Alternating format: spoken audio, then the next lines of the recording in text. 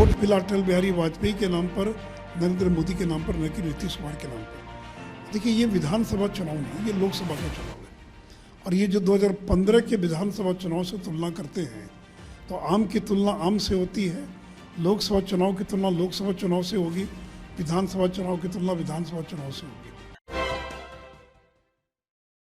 नमस्कार, देख रहे हैं आप सिटी पोस्ट लाइव और मैं हूं आपके साथ पूजा शर्मा। लोकसभा चुनाव की तैयारी सभी पार्टियां कर रही है। सभी पार्टी ये दावा कर रही है कि जीत हासिल करके रहेगी। ऐसे में चुनाव पर बातचीत करने के लिए अभी हमारे साथ वरिष्ठ नेता और राज्यसभा सांसद सुशील कुमार मोदी जी हैं, उनसे हम बातचीत करेंगे। सर, आप नीतीश कुमार को चिता रहे हैं कि बीजेपी को छोड़ने के बाद जब वो चुनाव लड़े तो 2 सीट पर सिमट के रह गए, इस बार लोकसभा चुनाव में समाप्त ही हो जाएंगे। देखिए, बीजेपी का तो ट्रैक रिकॉर्ड रहा है। 2019 के लोकसभा चुनाव में एनडीए गठबंधन बिहार में 39 सीटें जीतने का काम किया था, और जब नीतीश कुमार 2014 में अकेले चुनाव लड़े तो 2 सीटों पर सिमट गए थे। और पिछले लोकसभा चुनाव में अगर नरेंद्र मोदी और बीजेपी ने जनता दल यू के लिए काम नहीं किया होता तो जो 16 सीटें जीते 5 सीट भी नहीं जीत पाते। तो नीतीश कुमार की पार्टी जो 16 सीटें जीती वो नरेंद्र मोदी और बीजेपी के कारण ही जीत पाई है।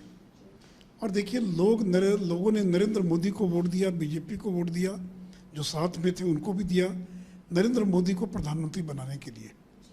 जदयू के जो सांसद वो डरे हुए हैं, टिकट मिलेगा कि नहीं मिलेगा, क्योंकि पिछली बार 17 सीटें मिली थी।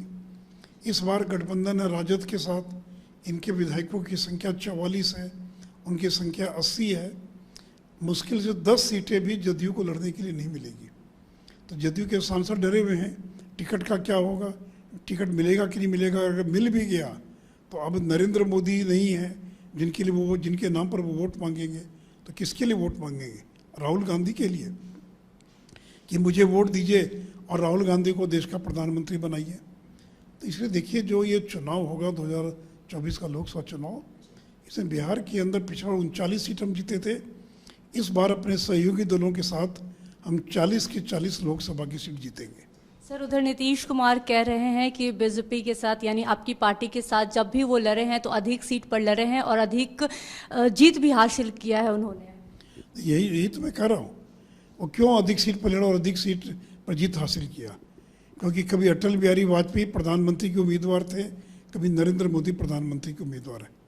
वोट मिला अटल बिहारी वाजपेयी के नाम पर, नरेंद्र मोदी के नाम पर, न कि नीतीश कुमार के नाम पर। देखिए, ये विधानसभा चुनाव नहीं, ये लोकसभा का चुनाव है। और ये जो 2015 के विधानसभा चुनाव से तुलना करते हैं, तो आम की तुलना आम से होती है, लोकसभा चुनाव की तुलना लोकसभा चुनाव से होगी, विधानसभा चुनाव की तुलना विधानसभा चुनाव से होगी। तो लोगों को ये तय करना है कि देश का प्रधानमंत्री कौन होगा। तो एक और नरेंद्र मोदी, दूसरे और राहुल गांधी। अब तो नीतीश जी का सपना चकनाचूर हो गया।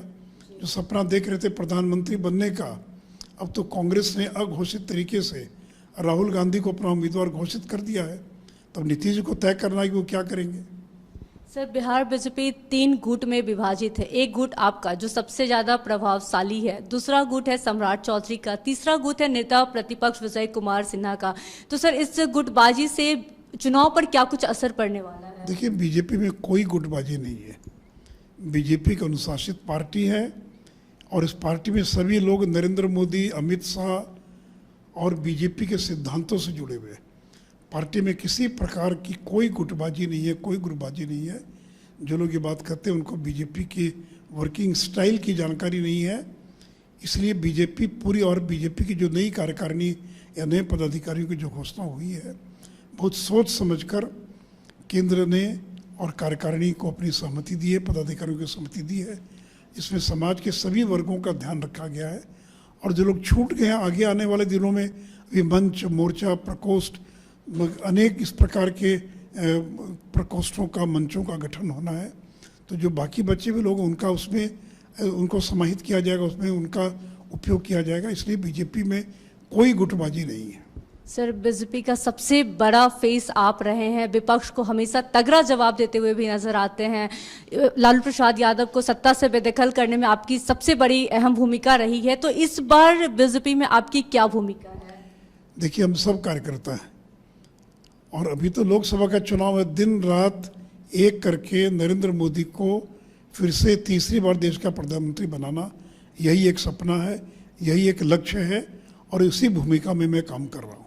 सर, बीजेपी अभी तक मुख्यमंत्री का चेहरा क्यों नहीं तय कर पा रही? उधर सम्राट चौधरी कह रहे हैं कि जिस जाति से मुख्यमंत्री नीतीश कुमार आते हैं उसी जाति से मुख्यमंत्री बनेगा इस बार भी, यानी कि बीजेपी क्या मान रही है कि सम्राट चौधरी मुख्यमंत्री का चेहरा हो? देखिए, अभी तो बहुत दिन है विधानसभा चुनाव को। देखिए, हमारा टारगेट है लोकसभा चुनाव और नरेंद्र मोदी को प्रधानमंत्री बनाना। लोकसभा चुनाव होगा, उसके बाद आगे का पार्टी विचार करेगी उन सारी चीज़ों के बारे में। केंद्रीय नेतृत्व निर्णय करता है तो बहुत दूर है। जब चुनाव नज़दीक आएंगे तब बीजेपी के सारे प्रमुख नेता बैठकर इन सारी बातों का निर्णय कर लेंगे। सर, हमारा आखिरी सवाल आपसे बस यही है कि क्या सम्राट चौधरी और उपेंद्र कुशवाहा नीतीश कुमार के लव कुश समीकरण को तोड़ पाएंगे? हम लोगों ने तोड़ दिया है, तोड़ पाएंगे नहीं।